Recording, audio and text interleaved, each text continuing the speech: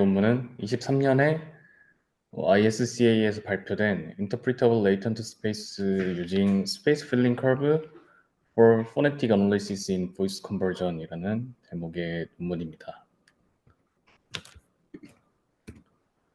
네, 우선 이 논문에서 제안하는 아이디어를 간단하게 설명드리면 이 논문에서 저자는 레이턴트 스페이스가 해석 가능해야 한다는 게 굉장히 중요하다고 주장을 합니다. 그래서 그런 해석 가능성을 위해서는 이 대표적인 이 논문에서 사용하는 모델로는 VQ 모델을 사용하고 있는데 이 VQ의 코드북이 시멘틱하게 어레인지먼트 될 필요가 있다고 하고 그런 방법을 제안하고 있습니다. 그래서 아래 그림으로 예시를 들면 왼쪽이 일반적인 VQ 모델이고 오른쪽이 논문에서 제안하는 스페이스 필링 VQ 모델인데 기존 왼쪽의 VQ 모델 같은 경우에는 이 레이턴트 스페이스에 존재하는 데이터 포인트들이 각 클러스터를 이루고 클러스터에 있는 점들로 이렇게 모여서 각자의 영역을 가지고 있습니다. 이게 이 디스크리트한 벡터 퀀타이제이션의 기본 개념인데 따로 퀀타이즈드 된 이 벡터들 간의 어떤 연관성이라든가 관계는 가지고 있지 않습니다. 하지만 오른쪽 그림에서 제안하는 SF, VQ 같은 경우에는 이 벡터들이 서로 연결돼서 서로 간의 의미 관계를 가지도록 배열이 되어 있습니다. 그래서 이러한 배열을 이루는 게 이 논문에서 제안하는 방법입니다. 이 방법을 설명드리기에 앞서서 먼저 논문에서 주로 사용하고 있는 이 VQ-VA에 대한 설명을 간단하게 드릴 건데요. 이 VQ-VA 모델은 이런 고차원의 데이터들을 레이턴트 스페이스, 그러니까 디스크리트한 레이턴트 스페이스로 매핑하는 그런 모델링을 하는 모델입니다. 그래서 레이턴트 스페이스가 컨티뉴어스하지 않고 분리되어 있는 디스크리트한 형태이기 때문에 그런 특성에 따라서 다운스트림 태스크에서도 특히 데이터 제너레이션이나 피처 익스트레이션 또는 데이터 컴프레션 같은 그런 적합한 케이스에서 유리한 성능을 보이고 컨티뉴어스하지 않기 때문에 가져가는 단점이 리컨스트럭션 성능이 낮다는 단점이 있지만 상대적으로 이제 일종의 노멀라이제이션처럼 작용을 하기 때문에 제너럴라이제이션에서 컨티뉴어스한 모델보다 더 좋은 효과를 보이는 경우도 많습니다. 아래 그림으로 간단하게 예를 들면 이미지가 인코더에 입력되고 여기에서 생성되는 컨티뉴어스한 벡터가 바로 디코더가 들어가는 게 아니라 인덱스와 이 코드북이라고 하는 임베딩 스페이스 쌍으로 이루어진 VQ 레이어로 입력이 됩니다. 그래서 이 컨티뉴어스한 벡터들이 보통은 이제 트랜스포머처럼 패치 단위로 구성이 되는데 그 패치 하나가 이 코드북의 한 인덱스 값을 가지게 되고 이 인덱스 값이 이 코드북의 벡터로 번역이 되고 그 번역 값이 디코더로 들어가서 리컨스트럭션 되는 형태입니다.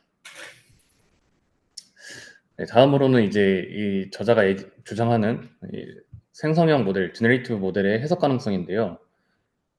저자는 이 해석 가능성을 위해선 레이턴트 스페이스가 분리되는 게 디스인팅글먼트가 되는 게 굉장히 중요하다고 얘기를 합니다.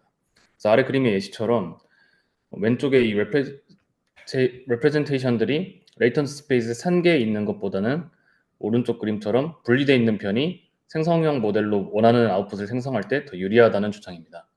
그래서 그 실내로 오른쪽에 스타일감 같은 예시를 봐도 내가 원하는 인물을 특정 에이지라든가 성별 그런 특성들을 골라서 변형시키려면은 이 레이턴트 스페이스가 분리돼 있어서 해석 가능해야 내가 원하는 변형을 만들기 유리하다는 의미이고요.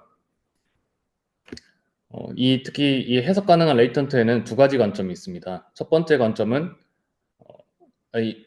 해석 가능한 레이턴트를 만드는 관점인데 첫 번째 관점은 이제 레이턴트 스페이스를 만들 때부터 구조화시켜서 학습하는 방법이고 두 번째는 이미 학습된 레이턴트 스페이스에서 의미 있는 방향을 찾아내는 그런 해석하는 방법이 있습니다.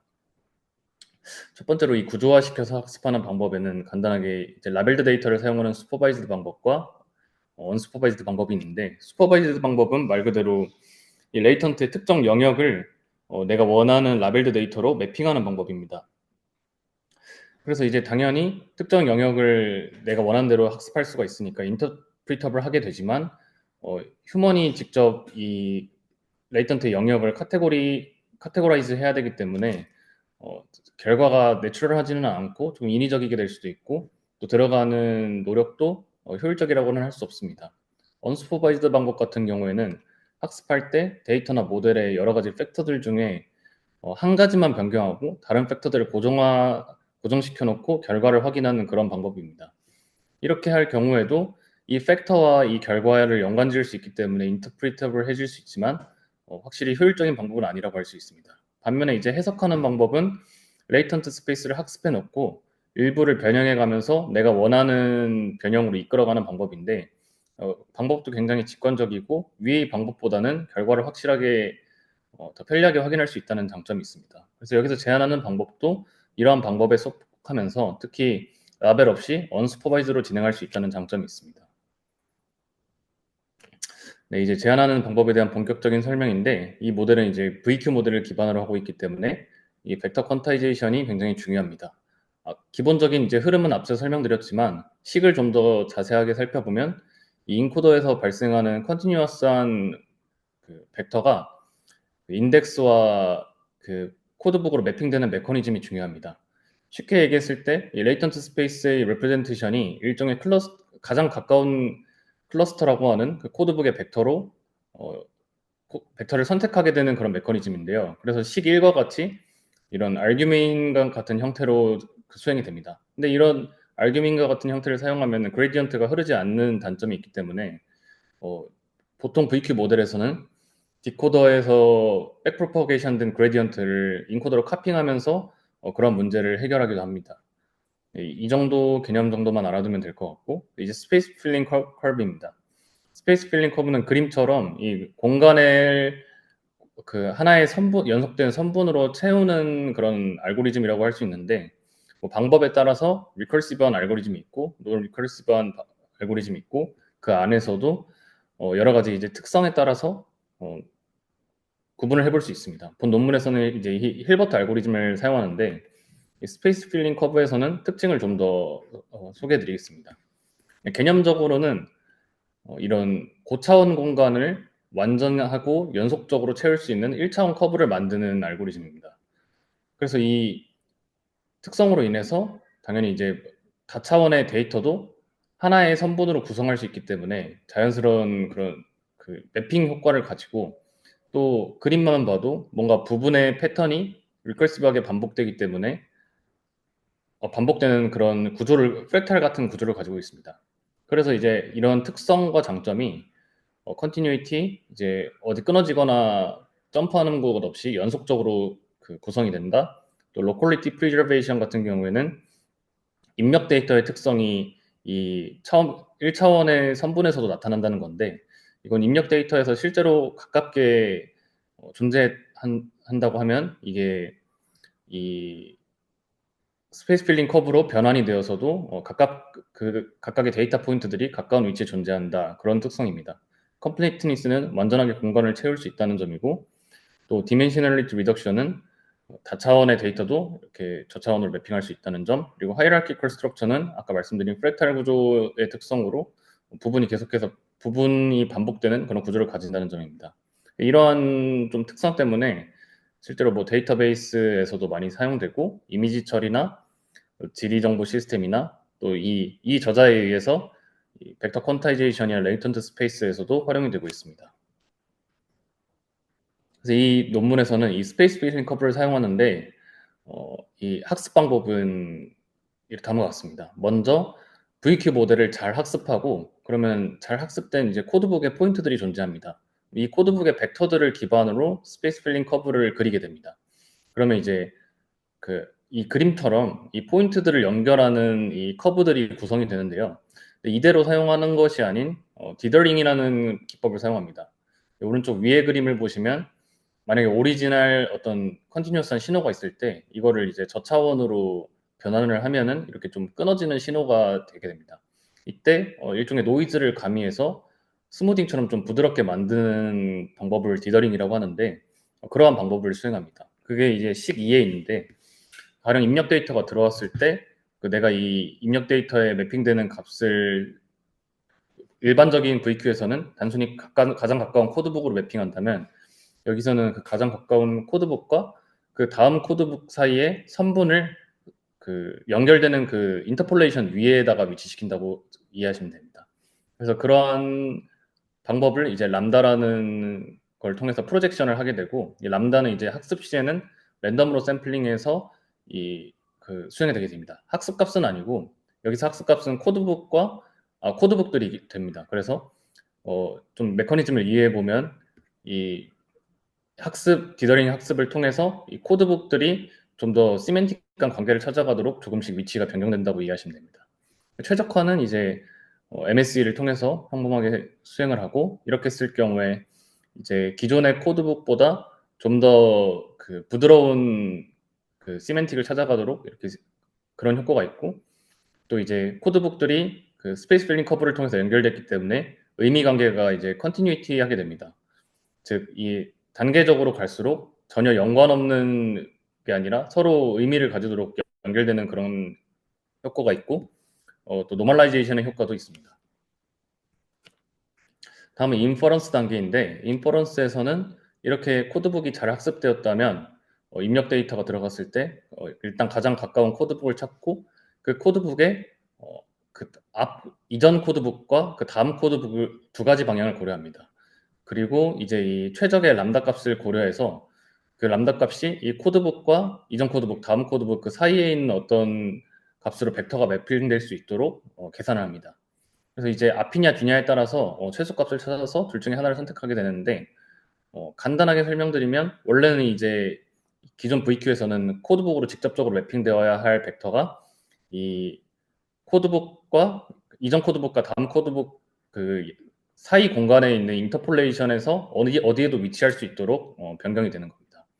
그래서 이제 이 제안하는 SFVQ는 디스크리트한 모델을 다시 한번 컨티뉴어스하게 좀 제한되지만 살짝 컨티뉴어스하게 바꾸는 그런 알고리즘이라고 할 수 있습니다. 그래서 이제 다음은 실험입니다. 이 논문에서는 얼마나 이 제안하는 방법이 시멘틱하게 구조화가 잘 됐냐를 판단하기 위해서 VQVA를 말씀드린 것처럼 학습을 하는데, 근데 학습할 때 이 코드북의 수를 굉장히 제한해서 학습을 합니다. 이렇게 할 경우 노멀라이제이션 효과가 굉장히 강해서 필요 없는 정보들은 다 제거되고 중요한 정보만 사용하게 되는데, 오른쪽에 이제 음성 정보를 예시로 들면은 아이덴티티 같은 그런 정보들은 다 제거가 되고 최소한의 이제 음소 정보만 가져갈 수 있도록 학습이 된다고 보시면 될 것 같습니다. 데이터도 이제 이 음소에 관한 제로 스피치 데이터를 사용하고 네, 이렇게 사용해서 학습을 합니다. 그리고 학습된 모델을 평가하는 다른 데이터셋을 사용하는데 TI-MIT 데이터셋을 사용하고, 이 데이터셋의 특징은 이 라벨이 음소들이 그룹을 져서 라벨이 되어 있습니다. 그래서 아래 이 포네틱 그룹핑이라고 하는 음소 그룹들을 보면 익숙한 이제 파열음이나 마찰음 이런 음소의 종류에 따라서 그룹핑이 되어 있습니다. 이 데이터로 실험을 어떻게 하냐?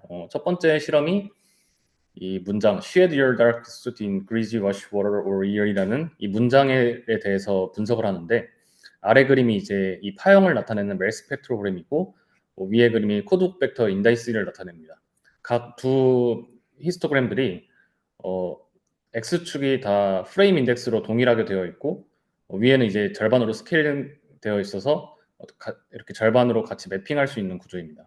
아래 이제 파형을 보면은 이 문장의 음소의 파형에 따라서 이렇게 초록색으로 일정한 패턴을 가지고 있고, 그게 이제 위에 코드북에 어떻게 매핑되느냐를 비교해 보면 되는데, 회색으로 X가 되어 있는 게 이제 일반적인 VQ에 인다이스입니다. 보시면은 어떤 음소에 상관없이 굉장히 무작위하게 그 인덱스가 매핑되어 있는데, 반면 제안하는 SFVQ의 파란색 인덱스를 보면 음소의 구간에 따라서 뭔가 일정한 이런 패턴을 보이는 것을 발견할 수 있습니다. 이거는 이제 음소에 따라서 그 인덱스가 좀 균일한 그 유사한 위치에서 좀 매핑되어 있는 걸 확인할 수 있고, 특히 이 빨간색 네모가 비슷한 음소 그룹을 의미합니다. 여기 오른쪽에 she, suit, greasy, wash 이 단어들이 공통적인 같은 음소 그룹에 속하는 SH, SZ를 가지고 있는데, 이 속하는 빨간 네모를 살펴보면은 모두 이제 코드북 50 언저리에 위치하는 걸 볼 수 있습니다. 이걸 통해서 이제 이 코드북 인덱스가 어떤 시멘틱한 성질을 가지고 그 근처에서 매핑되었다는 걸 확인할 수 있습니다. 다음으로 이제는 포네틱 그룹별 액티베이션인데 이거는 이제 각 그룹이 어떤 인덱스 위치를 가지고 있냐를 판단한 겁니다. 그래서 여기 이 선분들이 각각 다른 인덱스를 차지하는데 이 액티베이션 그래프에서도 어, 서로 다른 코드부의 영역들을 가지고 있고 근데 이제 그 중에서도 이제 예를 들어 이 빨간색과 노란색이라든가 파란색과 검은색 등은 좀 유사한 위치에 속해 있는데 이 음소 그룹들은 음소 그룹 자체가 좀 유사한 경우입니다. 뭐 파열음과 마찰음이라던가 모음과 이중모음, 특히 빨간색, 노란색은 모음과 이중모음 관계인데 유사한 이 음소 그룹들이 유사한 위치의 인덱스들에 매핑되어 있는 모습을 볼 수 있습니다. 그거를 이제 아래에서는 컴퓨전 매트릭스로도 확인했는데 여기서도 마찬가지로 말씀드린 이제 파열음, 마찰음들이 좀 가까운 그 커브 간에 가까운 거리에 위치해 있고 또 모음, 이중 모음 등이 굉장히 가깝게 위치한 걸 확인할 수 있습니다. 다음은 이제 유클리디안 디스턴스로 히트맵을 그렸는데 여기서도 이제 전체 코드북의 범위에 어느 음수 그룹이 매핑되어 있는지 확인할 수가 있습니다. 그래서 이제 이 인덱스별로 각각이 매핑되어 있고 뭐 앞서 계속 유사한 그룹, 뭐 파열음 마찰음들이 유사한 인덱스 위치에 있고 비음이 있고 또 이제 모음 관련된 음소들이 있고 그래서 글로벌하게 봐도 이 0에서 104, 이 전반부의 검은색 부분에는 주로 자음이 위치하고 144, 255에는 주로 모음이 위치하고 그 안에서도 유사한 구조들이 가깝게 위치하는 걸 확인할 수 있습니다. 이건 이제 이렇게 구조화된 레이턴트 스페이스를 통해서 분석을 수행한 건데 시간에 따른 시뮬러리티를 분석을 했습니다. 즉 이제 음소들 간의 패턴을 확인할 수 있는 실험인데 쉽게 설명하면은 어떤 음소 다음에 어떤 음소가 나오고 어떤 음소 후에 어떤 음소가 나오는지를 분석한 겁니다. 그래서 이제 뭐 사일런스 침묵 다음에 음성음이 나오는 경우는 굉장히 모음이 나오는 경우는 굉장히 적다든가 비음과 파열음, 마찰음 사이의 관계는 어, 순방향이든 역방향이든 거의 등장하지 않는다. 또는 이렇게 매트릭스를 그렸을 때 사용되지 않는 코드북에 그 코드북이 존재한다는 것도 발견할 수 있었습니다. 여기 169 이 라인 정도는 까맣게 나타나는데 여기는 어느 음소도 매핑되지 않고 이거는 이제 레이턴트 스페이스가 상의 아웃라이어에 해당한다는 것도 추론해 볼 수 있었습니다. 마지막으로 이제 이 음소 그룹 내에서의 히스토그램인데 이 프리케이티브가 마찰음이었던 것 같은데 이 마찰음 음소 그룹 내에서도 TH 사운드나 DH 사운드 이런 유사한 사운드는 굉장히 유사한 위치의 코드북을 가지고 있고 전체적으로 이 코드북이 50에서 80 사이에 주로 위치하면서 이 영역의 인덱스를 가지고 있다는 점도 확인할 수 있었습니다. 네, 결론입니다. 여기서는 이제 이 논문에서는 스페이스 필링 벡터 퀀타이저를 제안을 했고 VQ 모델을 예시로 레이턴트 스페이스가 그 해석하기 어렵고 구조화되지 않은 점을 문제 삼아서 이 보이스 컨버전 태스크를 통해서 그 제안하는 방법을 통해서 구조화시킬 수 있다는 것을 증명했습니다. 그래서 언스퍼바이즈드로도 학습할 수 있다거나 구조화시킬 수 있다는 장점이 있고 또 해석 가능하다는 점 그리고 여기서 직접 보여주지는 않았지만 충분히 다른 데이터에서도 적용 가능하다는 점을 주장했습니다. 제가 생각하는 이 논문의 좀 한계점은 결국 이 디스크리트한 레이턴트를 다시 그 추론 단계에서 좀 컨티뉴어스하게 바꾸는 경향이 있는데 이렇게 할 경우 이제 기존의 인덱스를 활용하던 다운스트림 태스크에는 전체적으로 좀 적용이 불가하기 때문에 이렇게 구조화시킬 수는 있지만 그래서 이 모델을 다운스트림 태스크에 어떻게 활용할 것이냐가 또 다른 연구 주제가 될 수 있다는 게 좀 이 연구의 한계점이라고 생각합니다. 발표 여기까지 마치겠습니다.